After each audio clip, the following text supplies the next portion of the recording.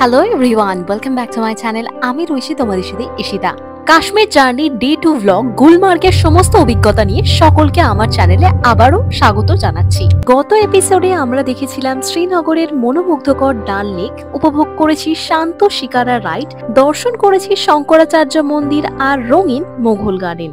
আজ আমরা যাত্রা শুরু করব একদম নতুন উচ্চতার দিকে, বরফে মোড়া গুলমার্গ আর বিখ্যাত গন্ডোলা রোপওয়ে রাইডের পথে। সকালবেলায় শ্রীনগরের হোটেলে জানলা খুলতেই চোখে পড়ল তুষার ঢাকা পাহাড়ের চূড়া। শীতল হাওয়া যেন সকালকে আরো প্রাণবন্ত করে তুলেছিল। হালকা ব্রেকফাস্ট খেয়ে আমরা গাড়িতে চেপে পড়লাম এবং বেরিয়ে পড়লাম গুলমার্গের উদ্দেশ্যে। প্রায় 50 কিলোমিটার দূরে এই স্বপ্নের শহর আমাদের জন্য অপেক্ষা করছিল। পথ যত এগোচ্ছিলাম প্রকৃতির রূপ যেন বারবার পাল্টে যাচ্ছিল। গাড়ি থেকে নামতেই প্রথমেই যে জিনিসটা চোখে পড়লো তা হলো চারপাশে অসীম সাদা বরফের চাদর। সূর্যের আলো বরফে পড়ে যেন হীরের মতো ঝলমল করছিল। রাস্তার দুই পাশে ছোট ছোট দোকান, কাঠের তৈরি ছাউনি, আর সেই ছাউনির ওপর জমে আছে পাতলা বরফের স্তর। এরপর আমরা আস্তে আস্তে এগিয়ে চললাম গন্ডোলা রোপওয়ের বেস স্টেশনের দিকে। রাস্তার দুপাশে তুষারে ঢাকা পাইন গাছ দাঁড়িয়ে আছে নীরবে, যেন আমাদের যাত্রার নীরব সাক্ষী। দূর থেকে দেখা গেল গন্ডোলা রোপওয়ের লাইনের খুঁটিগুলি বরফের ওপর দিয়ে আকাশের দিকে ছুটে যাচ্ছে, যা প্রায় 14,000 ফুট পর্যন্ত নিয়ে যায় পর্যটকদের। গন্ডোলা প্রথম ফেজে যাত্রীদের পৌঁছে দেয় কান্ডারি স্টেশন পর্যন্ত এবং দ্বিতীয় ফেজ নিয়ে যায় আফারওয়াত পর্বতের ঢালে। চলুন এবার আস্তে আস্তে ভেতরের দিকে যাওয়া যাক।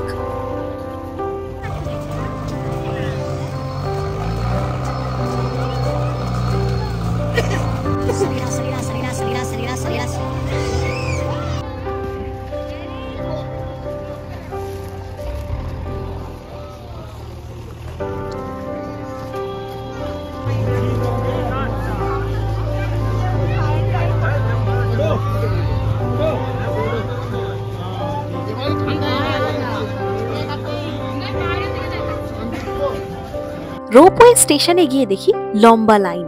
দূরের বরফে ঢাকা দৃশ্যের মতোই এখানে মানুষের ভিড়ও জমজমাট। লাইন যতই এগোচ্ছে ততই উচ্ছ্বাস আর অপেক্ষা মিশে যাচ্ছে আমাদের মুখে চোখে। শীতল বাতাসে মানুষের উষ্ণ গলার আওয়াজ, শিশুদের উল্লাস আর দূরের পাহাড়ের নীরবতা সব মিলিয়ে এক অদ্ভুত পরিবেশ তৈরি করছিল। অবশেষে সেই মুহূর্ত এসে গেল। আমরা ঢুকলাম ছোট্ট কাঁচ ঘেরা কেবিনে। দরজা বন্ধ হতেই ধীরে ধীরে মাটি থেকে ওপরে উঠতে শুরু করলো আমাদের গন্ডোলা। প্রথম কয়েক সেকেন্ডেই মনে হলো আমরা যেন আকাশের দিকে ভেসে যাচ্ছি। নিচে বিস্তৃত সাদা চাদরের উপর ছোট ছোট কালো বিন্দুর মতো দেখা যাচ্ছে পাইন গাছ। গন্ডোলা রাইডে প্রথম ফেজ আমাদের নিয়ে গেল 8,500 ফুট উচ্চতায়।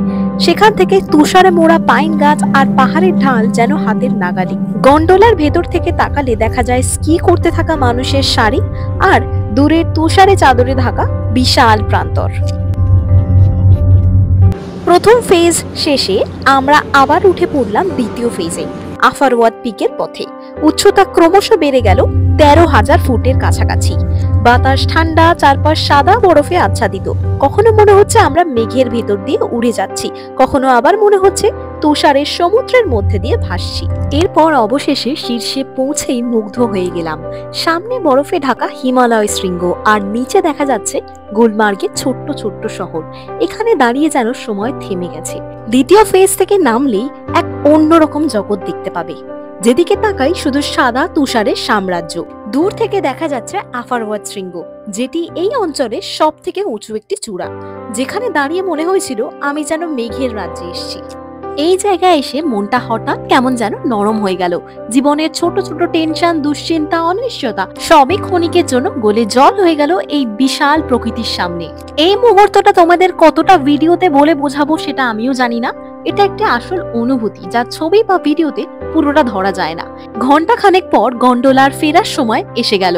তুষারে মোড়া সেই পাহাড়গুলোর দিকে আরেকবার তাকালাম, যেন বিদায় নেওয়া কঠিন হয়ে গেল। হয়তো আর কোনোদিন আসা হবে না এখানে, কিন্তু এই পাহাড়, এই তুষার, এই নিস্তব্ধতা চিরকাল মনে থাকবে। গন্ডোলায় চড়ে আবার নামার সময় মনে হচ্ছিল যেন আমি এক অলৌকিক জায়গা থেকে পৃথিবীতে ফিরে যাচ্ছি। পাহাড়ের আঁকাবাঁকা ঢাল, গাছের মাথায় জমে থাকা বরফ আর আকাশে ভাসমান সোনালী সূর্যালোক, সব মিলিয়ে এটা ছিল জীবনের অন্যতম সেরা একটি অভিজ্ঞতা। এই ছিল গুলমার্গ গন্ডোলা রাইডের অভিজ্ঞতা। একদিনের সফরে যেন হাজারটা স্বপ্ন ছুঁয়ে দেখলাম। আশা করি তোমরাও অনুভব করতে পেরেছো সেই রোমাঞ্চ, সেই প্রশান্তি। এই ধরনের ট্রাভেল ব্লগ দেখতে চাইলে অবশ্যই সাবস্ক্রাইব করতে ভুলো না। ভালো লেগে থাকলে একটা লাইক করে দিও আর কমেন্ট করে জানিও তোমার গুলমার্গ দেখার ইচ্ছা কতটা বেড়ে গেল।